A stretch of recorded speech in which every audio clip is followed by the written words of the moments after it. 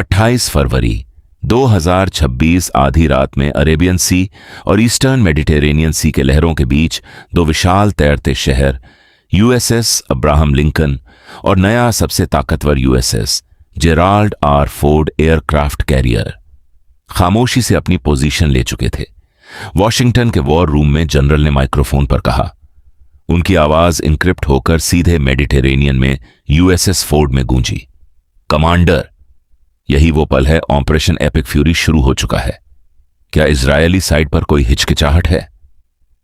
Commander ने radar पर नजर रखते हुए जवाब दिया, नेगेटिव सर, इजरायली जेट्स हवा में हैं। Operation roar the lion green है। यह कोई आम सैन्य हमला नहीं था, यह एक प्रिवेंटिव स्ट्राइक थी, एक ऐसी सर्जिकल और विनाशकारी तबाही जिसका अंतिम निशाना कोई सैन्य बेस नहीं बल्कि ईरान का नर्व सेंटर था। तेहरान की यूनिवर्सिटी स्ट्रीट, जमुरी डिस्ट्रिक्ट और पाश्चर स्ट्रीट के बेहद सुरक्षित बंकर।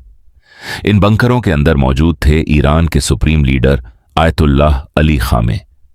ईरान कोई खुला मैदान नहीं है जहां आप आसानी से घुसकर निकल जाए। यह एक ऐसा किला है जिसे पहाड़ों, रेगिस्तान और दुनिया के सबसे एडवांस एयर डिफेंस सिस्टम्स ने घेर रखा है। इजराइल से सेंट्रल ईरान की दूरी लगभग 930 से 1240 मील थी। एक जेट को वहां पहुंचने के लिए जॉर्डन, सीरिया और इराक के दुश्मन हवाई इलाकों से होकर गुजरना पड़ता है। इजराइल डिफेंस फोर्स और अमेरिकी सेना के सामने सबसे बड़ा खतरा था ईरान का मजबूत एयर डिफेंस नेटवर्क।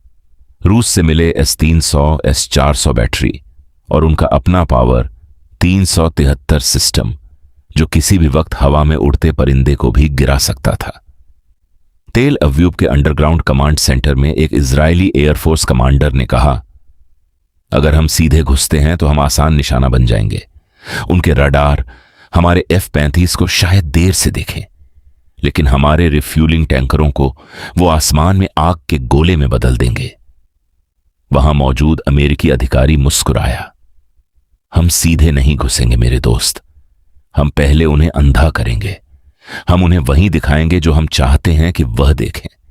और यहीं से शुरू हुआ इस सदी का सबसे बड़ा दिमागी खेल, एक ऐसी रणनीति जिसे मिलिट्री लैंग्वेज में कहते हैं टाइम ऑन टारगेट। एक सबमरीन अरब सागर के नीचे से मिसाइल दाग रही है, एक स्टेल्थ बॉम्बर जॉर्डन के पास से उड़ान भर रहा है, एक डिस्ट्रॉयर जहाज फारस की खाड़ी से क्रूज मिसाइल छोड़ रहा है और इजरायली F-35 जेट इराक पार कर रहे हैं। हर हथियार अलग गति से चल रहा है, अलग दूरी तय कर रहा है, लेकिन सबकी कैलकुलेशन इतनी सटीक की गई थी कि अमेरिकी क्रूज मिसाइलें और इजरायली जेट्स के गाइडेड बम एक ही सेकंड में, एक ही पल में कर्ज, कौम, कैरमानशाह और ईसान पर गिरे। एक सेकंड की भी देरी नहीं। सिंक द क्लॉक्स, अमेरिकी एडमिरल ने आर्डर दिया। इसके बाद अर्लीबर्ग क्लास डिस्ट्रॉयर जैसे USS थॉमस हडनर के वर्टिकल लॉन्च सिस्टम खुल गए। आसमान में आग की लपटें उठीं और दर्जनों टॉमहॉक लैंड अटैक मिसाइलें सब सोनिक गति से हवा में तैरने लगीं। यह मिसाइलें जमीन से इतनी सटकर उड़ रही थीं कि रडार के होराइजन के नीचे ही छुपी रहीं। जैसे ही मिसाइलें और जेट्स सीमा के करीब पहुंचे, तेहरान के एक अंडरग्राउंड रडार इंस्टॉलेशन में एक ईरानी ऑपरेटर की आंखें फटी की फटी रह गईं। उसकी स्क्रीन पर अचानक एक या दो नहीं बल्कि सैकड़ों डॉट्स चमकने लगे। कमांडर सर, ऑपरेटर चिल्लाया। उसके माथे पर पसीना आ गया था। अनआइडेंटिफाइड टारगेट्स, 100 से ज्यादा जेट्स सीधे तेहरान की तरफ आ रहे हैं। कमांडर ने स्क्रीन की तरफ देखा। उसकी सांसें अटक गईं। यह हमला है, उन पर लॉक करो, सब कुछ फायर करो, पावर सिस्टम्स को अभी ऑनलाइन करो। लेकिन उन्हें यह नहीं पता था कि वह हवा में तीर चला रहे थे।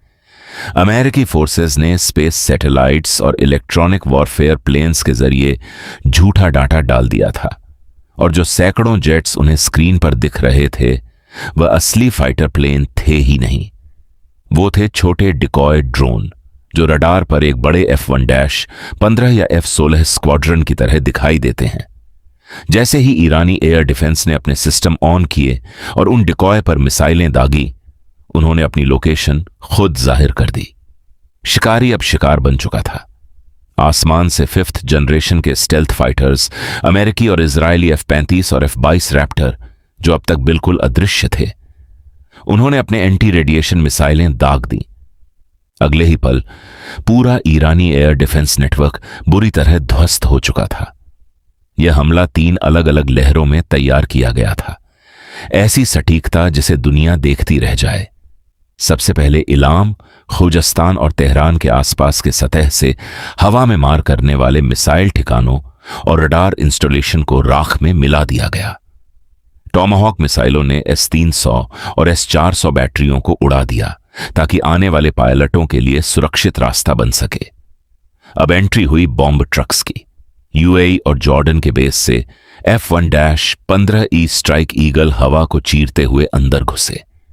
जैसे ही ये -15 के ASR रडार ने पहाड़ियों के बीच छिपे मोबाइल मिसाइल काफिलों को पकड़ा, सटीक बमबारिश की तरह गिरने लगे। किरमानशाह के लॉन्च साइट सक्रिय होने से पहले ही धुएं में बदल चुके थे। Fox 3 target destroyed. एक अमेरिकी पायलट ने अपने रेडियो पर कहा, उनके जेट हवा में ही टैंकर प्लेन्स के पास लौटते, हजारों पाउंड जेट फ्यूल लेते और फिर से हमला करने निकल पड़ते। अब वक्त था सबसे खतरनाक हथियार का। अमेरिकी एयरफोर्स के silver bullets B-2 split stealth bombers. इनका निशाना थे डीप अंडरग्राउंड न्यूक्लियर फैसिलिटीज और high value military industries.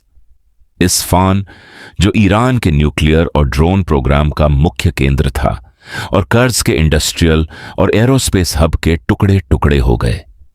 B-2 बम्बर्स ने अपने भारी बम गिराकर उन अंडरग्राउंड बंकरों को भी हिला दिया जिन्हें दुनिया के सबसे सुरक्षित इलाके माना जाता था। और इस सब के बीच अरब सागर से हर 30 सेकंड में एक नया जेट एलची हो रहा था। E-2 हॉकाई हवा में घूमकर इन सैकड़ों जेट्स का ट्रैफिक संभाल रहे थे। आसमान राख से भरा था। तेहरान और इसान की सड़कों पर सिर्फ सायरनों की आवाजें गूंज रही थीं। USS फोर्ट पर खड़े कमांडर को एक संदेश मिला। पास्चर स्ट्रीट कंपाउंड पूरी तरह तबाह। Target is neutralised. Command centre में खुशी की लहर दौड़ गई। उन्होंने वह कर दिखाया था जिसे नामुमकिन माना जाता था। लेकिन इसका सबसे बड़ा और ऑफिशियल कंफर्मेशन एक मार्च की सुबह मिली। ईरानी सरकारी टीवी का नॉर्मल ब्रॉडकास्ट अचानक रुक गया। स्क्रीन पर कुरान की आयतें चलने लगीं और एक न्यूज एंकर जिसके चेहरे पर गहरा दुख था, उसने वो खबर सुनाई जिसने पूरी दुनिया को हिला दिया। ईरान के सुप्रीम लीडर शहीद हो चुके हैं। खबर पक्की थी। 86 वर्षीय आयतुल्लाह अली खामेनेई, जिन्होंने लगभग 37 साल तक ईरान पर सख्त पकड़ के साथ शासन किया था, वह अपने ऑफिस कंपाउंड में मारे गए थे। खामेनेई की मौत की पुष्टि होते ही ईरान ने बदले की आग में अपने सबसे भयानक हथियार निकाल लिए। ईरान के पास हथियारों की कोई कमी नहीं थी। उनका एयर डिफेंस जरूर टूट चुका था, लेकिन उनके हजारों ड्रोन और लंबी दूरी की बैलिस्टिक मिसाइलें अब भी मौजूद थीं। ऑपरेशन ट्रुथफुल प्रॉमिस F शुरू कर दिया गया। पूरा मिडिल ईस्ट एक खुला युद्ध क्षेत्र बन चुका था। ईरान की बैलिस्टिक मिसाइलों ने सिर्फ इजराइल को नहीं बल्कि अमेरिका के रीजनल एलाई को भी निशाना बनाया। यूएई के अलतप्रा एयरबेस पर मिसाइलें गिरी। बहरीन में मौजूद अमेरिकी नौसेना के हेडक्वार्टर को सीधे निशाना बनाया गया। कतर और कुवैत के आसमान में आग के गोले फट रहे थे और वहां के एयर स्पेसेस पूरी तरह बंद कर दिए गए। इजराइल की तरफ देखें तो हालात और भी गंभीर थे। तेल अभी और यरूशलेम के ऊपर सायरन बज रहे थे। आयरन डोम, डेविड्स स्लिंग और एरोतीन सिस्टम लगातार आसमान में मिसाइलें दाग रहे इजराइल के प्रधानमंत्री बेंजामिन नेतन्याहू लाइव आए और कहा, इजराइल के नागरिकों और दुनिया भर में हमारे दुश्मनों, आज हमने अपना वादा पूरा किया है। ऑपरेशन रोअर्ड लायन सिर्फ एक मिलिट्री हमला नहीं था, यह एक ऐलान था आयतुल्लाह खामेनेई, जो पिछले कई दशकों से इजराइल को नक्शे से मिटाने की कस्में खाता था। आज उसका आतंक का साम्राज्य मिट्टी में मिल चुका है।